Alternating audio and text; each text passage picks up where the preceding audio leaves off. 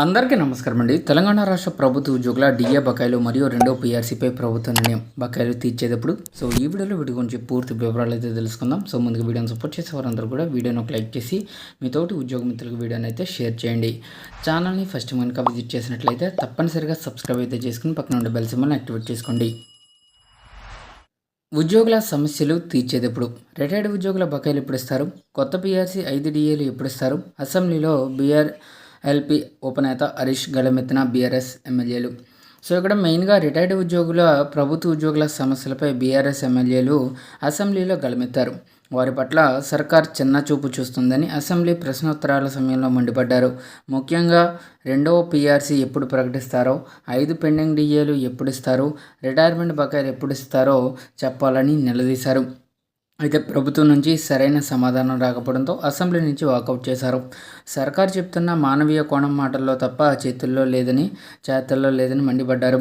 ఇంకా ఎంతకాలం గత ప్రభుత్వం మీద బీఆర్ఎస్ మీద పడి ఏడుస్తారని ప్రశ్నించారు. 3 నెలల్లో ఇస్తామన్న హామీ ఏమైంది?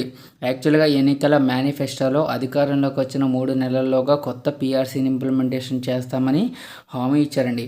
ఆ హామీ ఇప్పటికొచ్చి నెరవేరలేదు. ఆ హామీ ఏమైందని చెప్పేసి హరీష్ రావు నిలదీశారు.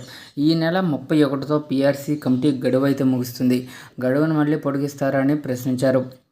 వెంటనే పీఆర్సీ నివేదికను తెప్పించుకొని పీఆర్సీ ఎప్పుడు ఇస్తారో చెప్పాలని డిమాండ్ చేశారు. ఏ రాష్ట్రంలోని లేని విధంగా మన రాష్ట్రంలోనే 5 డిఏలు పెండింగ్లో పెట్టారని, వాటన్నింటినీ ఎప్పటిలోగా చెల్లిస్తారో సమాధానం చెప్పాలని కోరారు.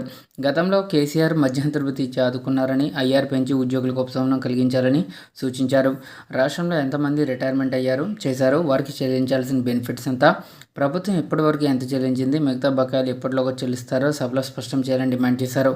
సర్కార్ తీరుతో రిటైర్మెంట్ తర్వాత ప్రశాంతంగా ఉండాల్సిన వారు మంత్రులు సచివాలయం చుట్టూ తిరగాల్సి వస్తుందని, రోడ్ల మీద ధర్నాలు చేయాల్సిన దారుణ పరిస్థితి నెలకొందని ఆవేదన వ్యక్తం చేశారు. ఇక రిటైర్డ్ ఉద్యోగులకు డబ్బులు ఇవ్వడానికి ప్రభుత్వం దగ్గర నిధులు లేవా, సర్కారుకు మనసు లేదా అని ప్రశ్నించారు. ఫ్యూచర్ సిటీకి 1,00,000 కోట్లు, మూసీకి 1,00,000 కోట్లు, అందాల పోటీలకి, ఫుట్బాల్ షోలకు డబ్బులుంటాయి. 100 కోట్లతో క్యాంప్ ఆఫీస్ కట్టుకుంటారు, బట్టి 3వ క్యాంప్ ఆఫీస్ కట్టుకుంటారు. వీటన్నిటికీ డబ్బులుంటాయి, కానీ ఉద్యోగులకు పీఆర్సీ డిఏలకు డబ్బులు లేవంటారు. ఇదేం పద్ధతి అని హరీష్ రావు నిలదీశారు. బకాయిలు ఎప్పుడు చెల్లిస్తారు? రిటైర్డ్ ఉద్యోగులకు ఇవ్వాల్సిన బెనిఫిట్స్ని ఎంతవరకు చెల్లించలేదని అసెంబ్లీలో బీఆర్ఎస్ విప్ కేవీ వివేకానంద విమర్శించారు. ఇక సిపిఎస్ను రద్దు చేసి ఓపీఎస్ను పునరుద్ధరిస్తామన్న హామీని కూడా నెరవేర్చలేదని మండిపడ్డారు. హైకోర్టు ముట్టుకాయలేస్తే దళారులకు కమిషన్లు ఇస్తేనే బకాయిలు విడుదల చేస్తున్నారని దుయ్యబట్టారు. ఇక రిటైర్డ్ ఉద్యోగులకు రావాల్సిన బకాయిలను వెంటనే చెల్లించాలని డిమాండ్ చేశారు. ప్రభుత్వ ఉద్యోగులకు పీఆర్సీ ఎప్పుడు అమలు చేస్తారని, 5 డిఏలను ఎప్పుడు చెల్లిస్తారని కోరట్ల ఎమ్మెల్యే డాక్టర్ కల్వకుంట్ల సంజయ్ ప్రశ్నించారు.